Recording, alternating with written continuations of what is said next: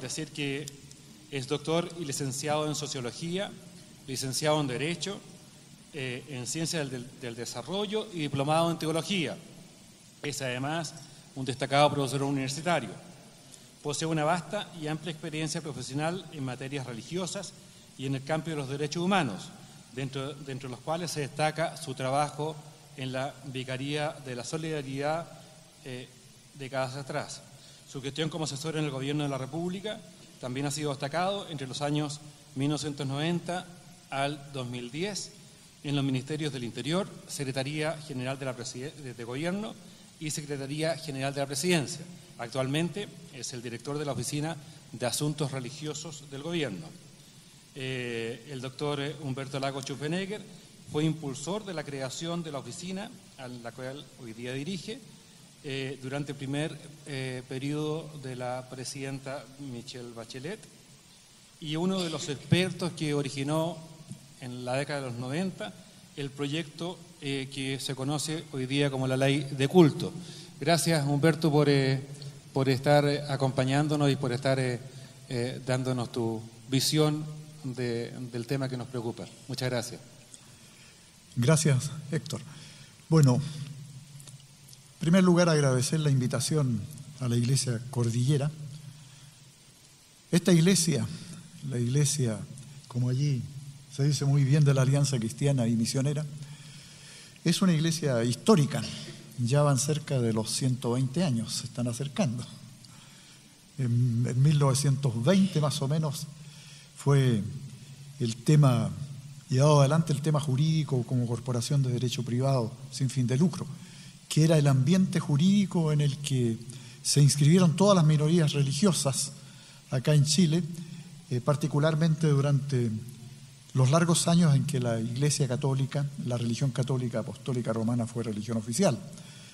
Quiero agradecer esta invitación, además reconocer que es en el ámbito eclesiástico evangélico protestante chileno esta una de las primeras iniciativas para recordar la memoria histórica. Yo siempre afirmo que pueblo que no tiene conciencia, que no tiene memoria de su historia, es pueblo sin identidad. Y acá a veces tenemos el mal hábito de olvidarnos de esto que hoy día estamos recordando cuando nos sumamos a la celebración de los 500 años de la gesta de Martín Lutero del Monje, que, como se dijo ya por Matías, no quería crear una nueva iglesia, sino que gestionar aquellas situaciones que bíblica y teológicamente estaban siendo rebalsadas por el Vaticano y por el papado de esa época, poniendo en contradicción la enseñanza bíblica con las prácticas que se realizaban por la iglesia, que era iglesia oficial en aquellos años. Así que, después de escuchar a Matías, yo me quedé estremecido. Hay cosas que uno sabe, pero en general historiadores como Matías tienen el buen hábito de hablar las cosas como fueron.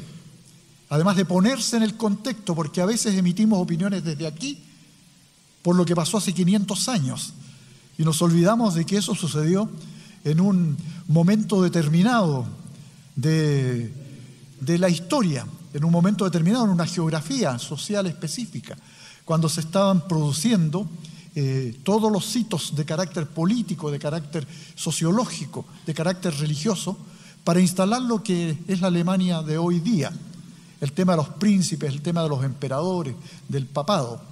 Entonces yo voy a hacer algunas reflexiones que van a retomar algo de lo ya expresado por Matías, pero con otra visión, y voy a tratar de traer la historia hasta los tiempos nuestros, hasta nuestro Chile, recordando que esto que es posible hoy día, reunirnos para hablar de un tema tan relevante, solo es posible porque hubo ancestros nuestros que trabajaron para generar las condiciones que nos permiten gozar de estos espacios de libertad. Y eso no hay que olvidarlo, esto no llegó por casualidad.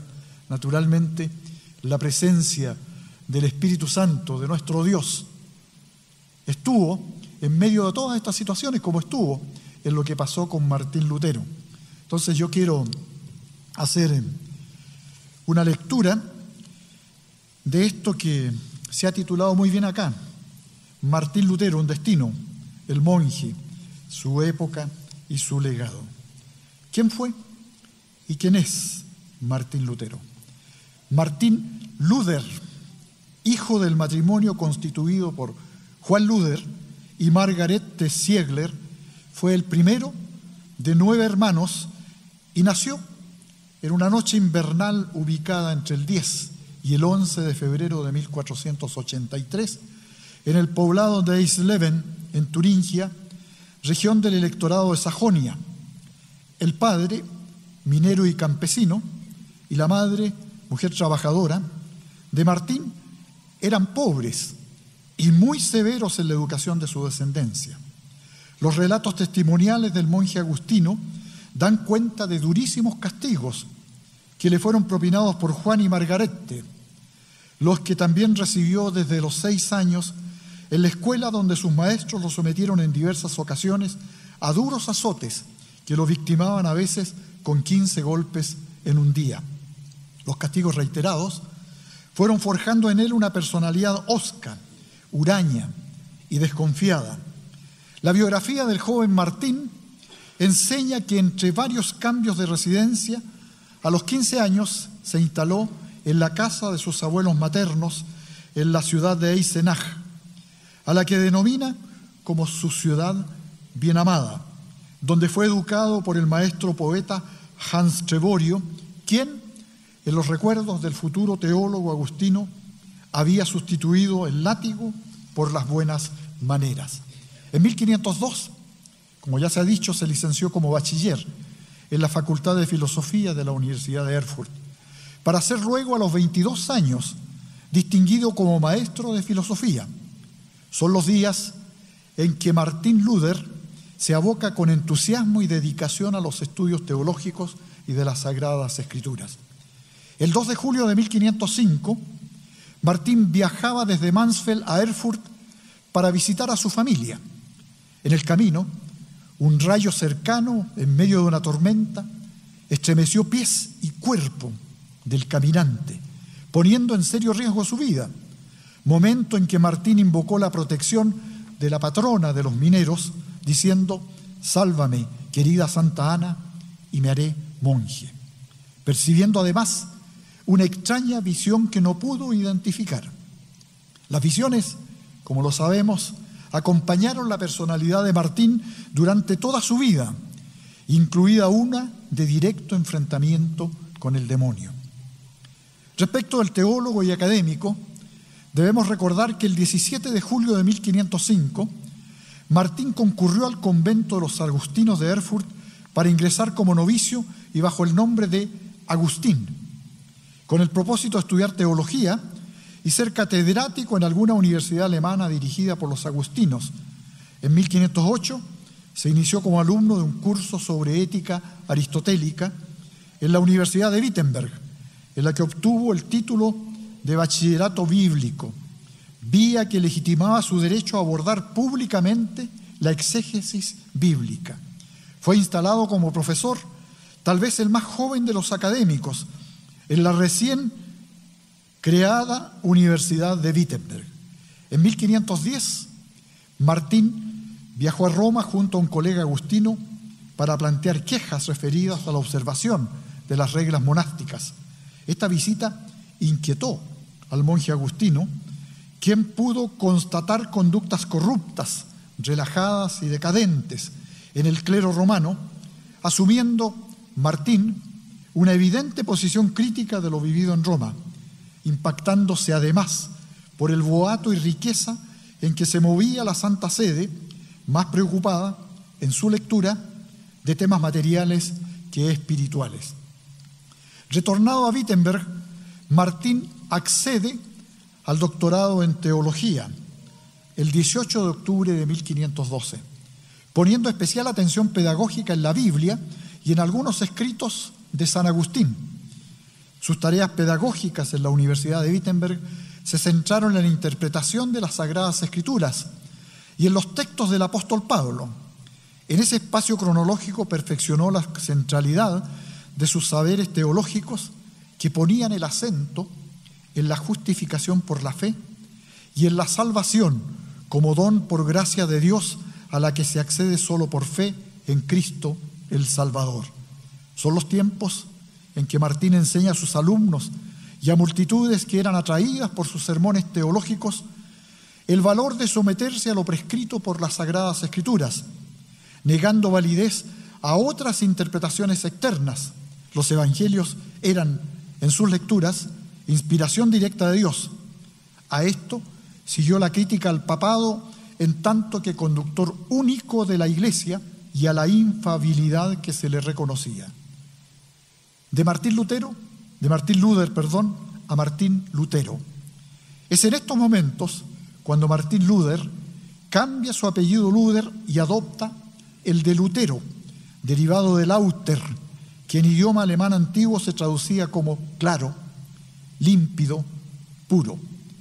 Martín Lutero, en medio de sus lecturas fundamentales, comienza a autoapreciarse como exigido por la providencia para iluminar a la Iglesia con un gran resplandor. Respecto del tema de las indulgencias, el Papa León X, ocupado en construir la Basílica de San Pedro en Roma, propiciaba imperativamente la venta de indulgencias para el propósito arquitectónico. A estas iniciativas papales, Martín Lutero, afirmado en sus lecturas teológicas sobre los fundamentos de la fe cristiana, se opuso discursiva y públicamente, e inducido por el silencio de las autoridades eclesiásticas alemanas al respecto, procedió a redactar sus 95 tesis, respecto de las cuales se sostiene por expertos luteranos que Martín se inspiraba obsesivamente en las palabras de San Agustín: lo que la ley pide, lo consigue la fe.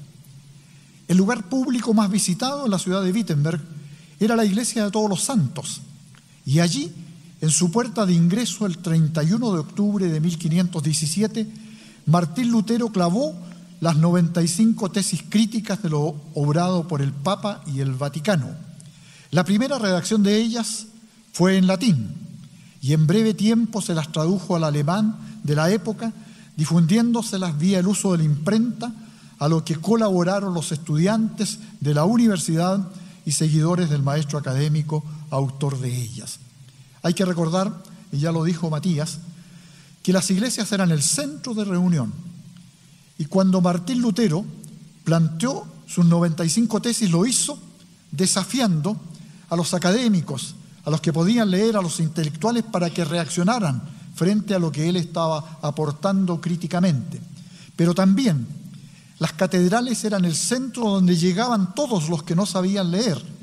Y había algunos que cuando se ponían noticias las leían en voz alta para que los que no sabían leer pudieran escucharlas, asumir y también reaccionar frente a lo que se les estaba informando. Respecto de la ruptura de Lutero con el papado romano, debemos decir que la conflictual ruptura, que impactaba en ámbitos religiosos, políticos y sociales, puso al monje en posiciones muy conflictivas. Los dominicos, a cargo de las acciones de la Santa Inquisición, procedieron a denunciar a Lutero ante el papado romano, exigiendo se lo llevara a la, entre comillas, ciudad eterna, para un juicio referido a las gravísimas acusaciones con que lo imputaban. El monje agustino pidió la mediación del príncipe Federico, el sabio, elector de Sajonia, ante el Papa para que el juicio convocado se realizara en suelo alemán. Ya Lutero temía por su vida, como aconteció. En 1518, Lutero confrontó al legado papal durante 4 días de intensas controversias, período en el que no hubo la retractación exigida por Roma. El cardenal Cayetano de Bío, ante la inconmovible posición de Martín, afirmó lo siguiente: no quiero más tratos con este animal. Tiene unos ojos que fulminan y unos razonamientos que desconciertan. Ante el conflicto sin solución, León X emitió el 3 de enero de 1521 la bula Decet Romanum Pontificem, excomulgando a Lutero y poniéndolo en ruptura total con la Iglesia Católica. En el conflicto, el príncipe de Sajonia, Federico, medió ante el emperador Carlos V para que se escuchara a Martín Lutero en el Parlamento reunido en Worms, como lo recordaba Matías, abril de 1521. En ese espacio, y nuevamente conminado a retractarse, el teólogo declaró: pues que vuestra majestad imperial y vuestras altezas demanda breve y sencillas respuestas, yo la daré sin dientes ni cuernos, a menos de ser convencido por las Sagradas Escrituras o por razones claras, explícitas y manifiestas razones. Yo no puedo retractarme, ni a los concilios, ni al Papa me es dado posponer mis convicciones desde que tantas veces unos y otros se equivocaron. Es mi conciencia esclava de la palabra de Dios, y actuar en contra de la conciencia ni es bueno ni honorable. Yo no puedo obrar de otra manera. Aquí estoy. Dios me ayude. Amén. En el tema de los avatares históricos que estamos recordando de Martín Lutero, el 26 de mayo de 1521, el emperador Carlos V dictó un decreto de proscripción contra el fraile Martín Lutero, sumándose a lo ya decidido por la Iglesia romana y condenándolo de hecho y en derecho a la posibilidad de ser asesinado con el beneplácito imperial y eclesiástico. Ante esta situación compleja, y cuando Martín retornaba a Wittenberg, fue secuestrado, entre comillas, por un grupo de nobles caballeros bajo mando del príncipe Felipe, quien lo oculta en el castillo de Wartburg, evitando la posibilidad de su traslado a Roma para ser ejecutado en la hoguera por sus herejías. En este castillo, Lutero tradujo, entre otras cosas que hizo, el Nuevo Testamento a la lengua germana, dando desde estas labores forma a lo que se conoce hoy como el alemán moderno. Posteriormente, y en su regreso a Wittenberg, polemizó duramente con algunos liderazgos fanáticos que él llamaba iluminados, que asumiendo que el monje había muerto, hicieron interpretaciones erróneas respecto a sus lecturas acerca de la libertad cristiana. Lutero se oponía a las rebeliones armadas y sus acciones buscaban, por ejemplo, justicia para los campesinos victimados y explotados por la nobleza alemana que buscaba posicionarse en el poder político, aprovechando las ventajas que despertaba social y políticamente las propuestas que realizaba Martín Lutero. Impactó dolorosamente a Lutero la rebelión armada campesina que asesinó y saqueó en sus luchas reivindicacionistas a los nobles. El discurso luterano fue duro y crítico, urgiendo que se pusiera fin a la rebelión desatada. Lo cierto es que estos acontecimientos guerreros, inspirados en las propuestas teológicas del monje Martín Lutero, finalizaron con resultados, algunos dicen de sobre 35.000 muertos, otros dicen sobre 100.000 muertos de las facciones enfrentadas, los campesinos con los nobles. En junio de 1525, Martín Lutero contrajo enlace matrimonial con la ex religiosa Catalina von Bora, con la que tuvo 6 hijos.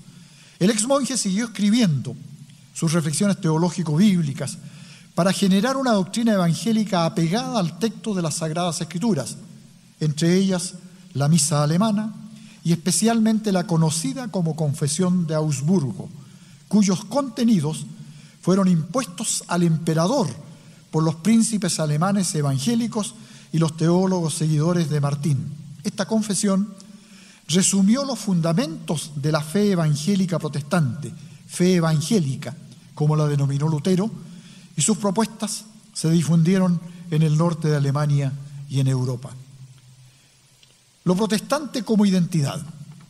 En 1529, el emperador Carlos V dictó un decreto que pretendía imponer a los seguidores de Lutero el retorno imperativo a la militancia católica. Este gesto impositivo fue reaccionado en la ciudad alemana de Spira por los príncipes y nobles, quienes lo protestaron enérgicamente.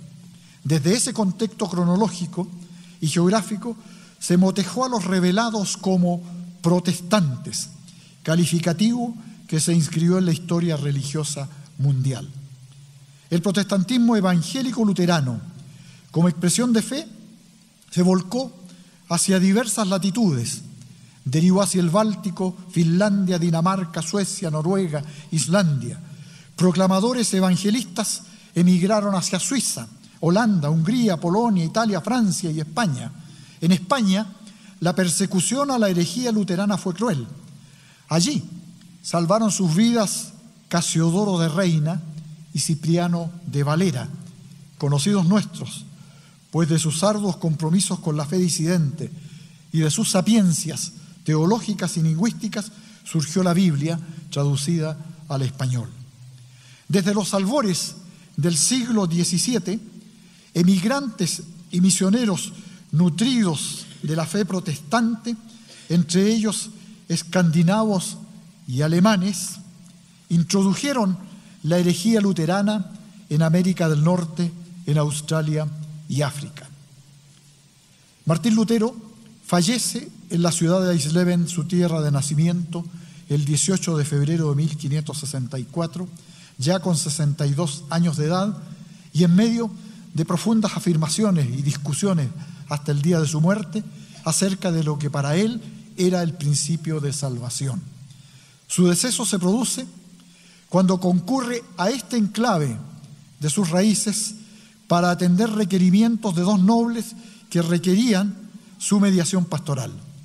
El cuerpo material del gran reformador evangélico, de acuerdo a la información que se conoce, está sepultado en la capilla de la Universidad de Wittenberg. Después de esto, mencionando algo de la difusión de la fe evangélica protestante, en Suiza y Francia, el evangelicalismo protestante adquirió perfiles propios bajo la conducción doctrinal y eclesiológica de Ulrico Zwinglio y Juan Calvino, quienes tenían también a veces serias discrepancias de interpretación con lo que Lutero había planteado respecto del tema de la fe. Zwinglio y Calvino impulsaron la creación de iglesias reformadas o calvinistas. En Suiza y Holanda surgen las congregaciones bautistas como resultado de la presencia de refugiados anabaptistas. En Escocia e Inglaterra, la reforma luterana, luego influida por las propuestas de Calvino, dará origen a las iglesias anglicana y presbiteriana. En Francia, los calvinistas hugonotes testimonian su fe reformada y son víctimas de crueles persecuciones, provocando exilios masivos de sus miembros, que serán el medio para instalar sus propuestas de fe en, por ejemplo, Estados Unidos, Canadá, África del Sur y Chile. Respecto a las tradiciones protestantes evangélicas en Chile, un dato histórico evidencia que alrededor de 300 protestantes fueron enjuiciados y condenados por el Tribunal Católico de la Santa Inquisición en lo que hoy conocemos como Latinoamérica. En Chile, y durante el período colonial, la única fe oficial exclusiva y excluyente era la sustentada por la Iglesia Católica Apostólica Romana, marcada por su durísima oposición a la herejía luterana. El primer asomo de presencia de esta herejía en las Nuevas Indias, curiosamente, se debió a su negación, en cuanto que el catolicismo, para impedir su aparición en los nuevos dominios, debió explicar a sus huestes conquistadoras y colonialistas qué era el protestantismo luterano y la realidad de la Reforma y el porqué de su prohibición. En ese periodo asoman por los mares costeños del Océano Pacífico los barcos conducidos por el liderazgo del corsario anglicano inglés Francisco Drake, quien tenía entre sus marineros a capellanes que realizaban cultos diarios.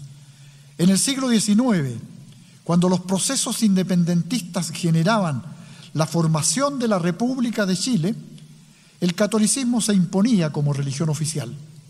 Los diversos textos constitucionales publicados hasta la Constitución de 1833, esta incluida, en materia religiosa, definían a la sociedad chilena como Estado confesional católico, excluyendo la posibilidad de prácticas cúlticas a toda disidencia religiosa, léase particularmente a la herejía protestante, que pudiera disimuladamente y en ámbitos personales y privados estar asentándose en el país.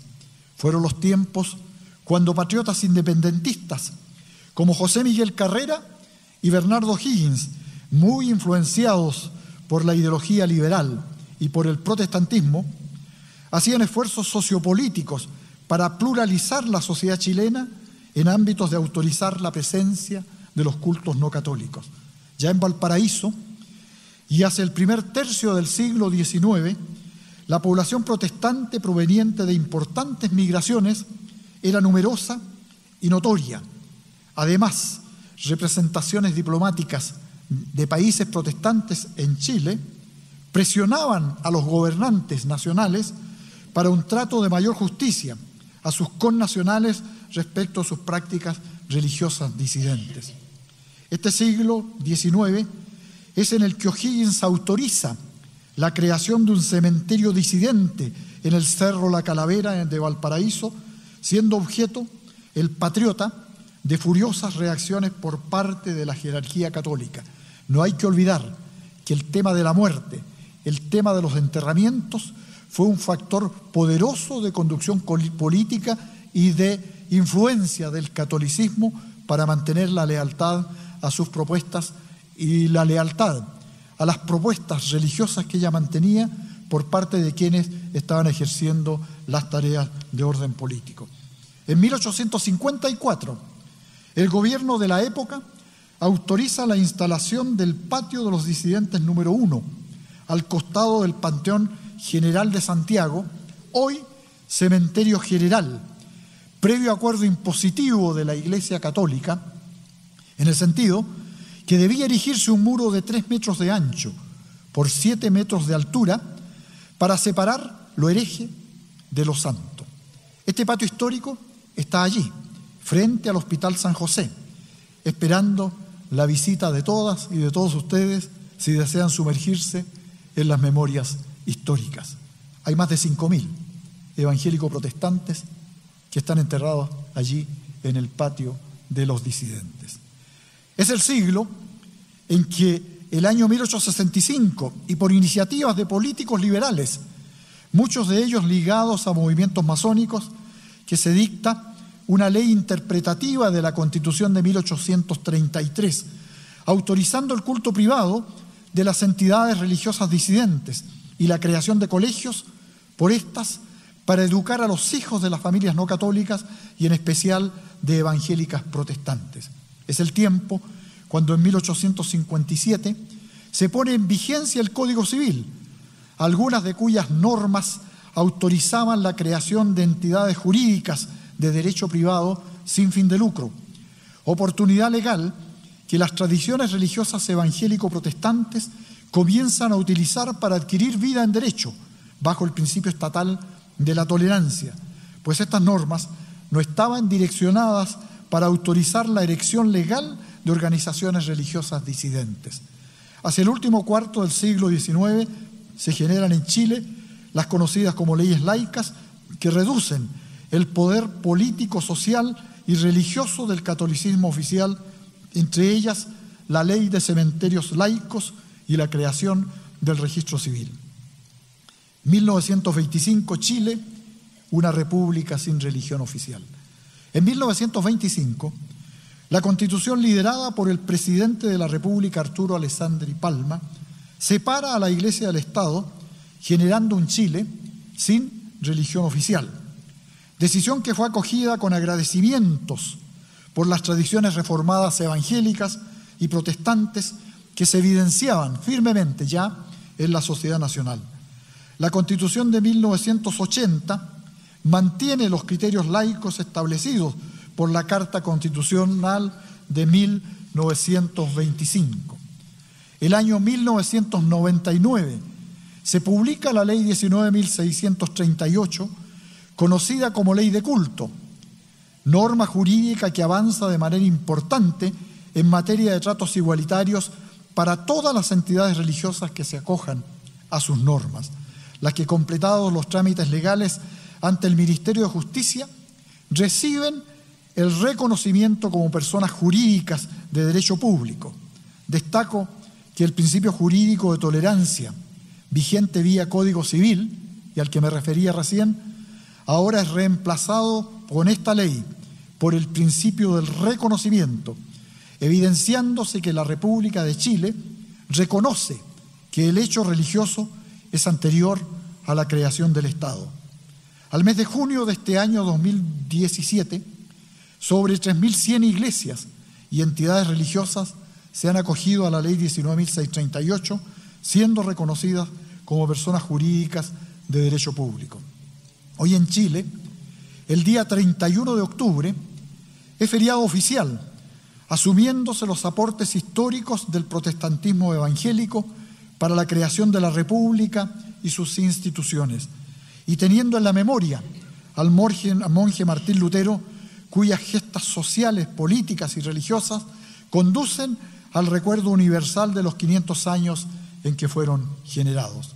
Hoy, y con la contribución fundamental del protestantismo evangélico, se han superado controversias históricas con el catolicismo, y los encuentros ecuménicos e interreligiosos hacen parte de los nuevos espacios dialogales para construir paz, justicia y solidaridad en el Chile del siglo XXI. Se ha avanzado muchísimo en materia de igualdad de trato por el Estado hacia la diversidad de expresiones religiosas que existen en Chile. Hay algunas cuestiones que todavía tienen que superarse. Hay temas, por ejemplo, que probablemente ustedes no conocen. En 1910 y 1911 hubo dos presidentes, dos gobiernos. Chile era un país con religión oficial, un Estado confesional. Los gobiernos de esa época, de los años 1910-1911, le solicitan al Estado Vaticano autorización para que diera auxilio espiritual a los católicos de las Fuerzas Armadas de esa época, de ese tiempo, que eran el Ejército y la Marina. El Estado Vaticano y el Papado aceptan la petición, entre comillas, de sus queridísimos hijos presidentes de la República de Chile, Estado confesional. Y esa fue la base para crear la Vicaría Castrense, que comenzó a operar y que opera hasta hoy día en el Estado chileno como fórmula oficial. ¿Y por qué cito este hecho? Porque en 1925, cuando vino la separación entre la Iglesia y el Estado, y Chile se transforma en lo que conocemos, no jurídicamente, pero literalmente como Estado laico, se supone que no hay religión oficial. Pero este acuerdo bilateral entre el Estado chileno y el Estado Vaticano, que se forjó por medio de lo que se conoce en derecho internacional como cartas, intercambio de cartas, ese acuerdo bilateral no fue tocado en 1925. Y nos encontramos hoy día con la situación de que mientras Chile es un Estado sin religión oficial, la Iglesia Católica sigue siendo iglesia oficial en las Fuerzas Armadas, en Carabineros y en la Policía de Investigaciones. La Ley 19.638 avanzó, sin embargo, en materia de igualdad de trato para todos. Hoy día hay presencia capellánica evangélica en las Fuerzas Armadas, en Carabineros y en la Policía de Investigaciones. Pero el trato de ese testimonio que se da vía estas instituciones es un trato disminuido. Entonces, cuando se está planteando hoy día y recordando estos hechos de que sigue siendo religión oficial la Iglesia Católica en estos estamentos institucionales del Estado, lo que se está pretendiendo no es que se desdibuje esa situación, sino que se dé el mismo trato desde el punto de vista jurídico a las capellanías evangélicas y protestantes que están sirviendo con mucha efectividad y de hace bastantes años en estos ámbitos institucionales. Lo cito porque son temas relevantes para los que nosotros tenemos todavía que realizar en términos de avanzar en espacios de igualdad. Cerrando reflexivamente estos comentarios que estoy haciendo respecto de Lutero y de lo que sucede con la proyección histórica de las propuestas luteranas y después de otros grandes líderes de las iglesias de tradiciones reformadas, haciendo un cierre reflexivo, recuerdo que hace algunos años, y mientras estudiaba aportes teológicos producidos por el eminente teólogo evangélico suizo Karl Barth, leí que fue preguntado en una oportunidad acerca de la buena fe y de la justificación. Él respondió diciendo: buena fe, nunca me la permitiría. Cuando sea llamado ante mi Dios y Señor, no me voy a presentar con una cesta en la espalda llena de mis obras completas. Todos los ángeles se echarían a reír. Ni tampoco diría, para mi justificación, siempre tuve buena intención, buena fe. No, me presentaré allí con las manos vacías y solo me parecerá oportuno decir: Dios, ten misericordia de este pobre pecador. La respuesta comentada del teólogo evangélico protestante Karl Barth se nutre con intensidad teológica bíblica de las propuestas de Lutero, y en ella se identifica con claridad la impactante triple sola martiniana: la sola gracia, la sola fe y la sola escritura. Martín Lutero, amigas, amigos, hermanas y hermanos, es parte de la historia universal. Y su saber y actuar teológico en Chile nutre las raíces de tradiciones evangélicas misioneras y evangélicas pentecostales, las que no habrían generado bosques de fe sin las semillas brotadas del surco protestante que han sido incorporadas como suyas. Por lo que en justicia, y ya para terminar, debemos agradecer a la providencia divina cantando con el músico y poeta Martín Lutero: Castillo fuerte es nuestro Dios, defensa y buen escudo. Con su poder nos librará en este trance agudo.